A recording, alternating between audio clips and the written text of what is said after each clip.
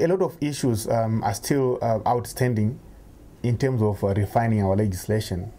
But at the moment, one of the burning issues is how we are managing our water resources and the implementation of the National Water Act.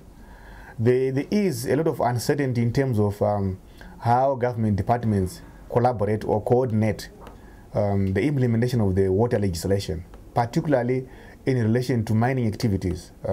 There's this whole debate on who should be primarily responsible, whether it's the Department of Environmental Affairs or whether it is the Department of Mining for authorizing the mining activities and dealing with the environmental issues around mining activities. So I think for me, that is an area that is still very, very uncertain. The cost of environmental compliance is an issue, but it depends on the point of view that one takes.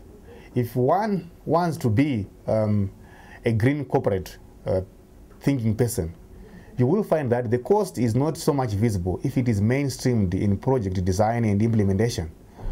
But however, the traditional approach has been to treat environmental compliance as a sidekick, as an added, as an after effect.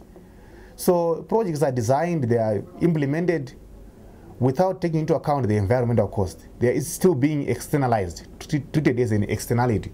And the call to internalization of environmental cost is not really sunk. There are attempts to do that. I mean, the EIA processes, but still from the point of view of corporations or the regulated entities or actors, they still view environmental compliance as an externality. Environmental impact assessments is a good process. It's a good tool to use to promote sustainability, because it enables you to get information to be aware of what activities are being carried out in your country, what are the impacts, and what measures can be taken to mitigate those impacts. However, it is a long process, and because it is a long process, it has potential impacts on project financing, on project implementation.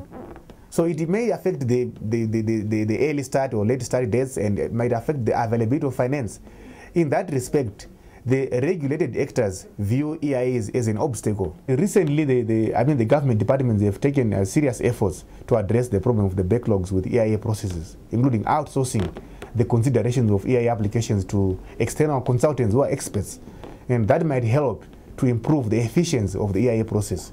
And there's also a wholesale review of the environmental management systems in South Africa with a focus on the EIA process, to come up with a strategy that takes into account how the system has been running since 2006, what have been the weaknesses and strengths, and how do we improve it. And the task teams that have been set up by the ministry to look into this strategy are composed of all the interested stakeholders and rights holders.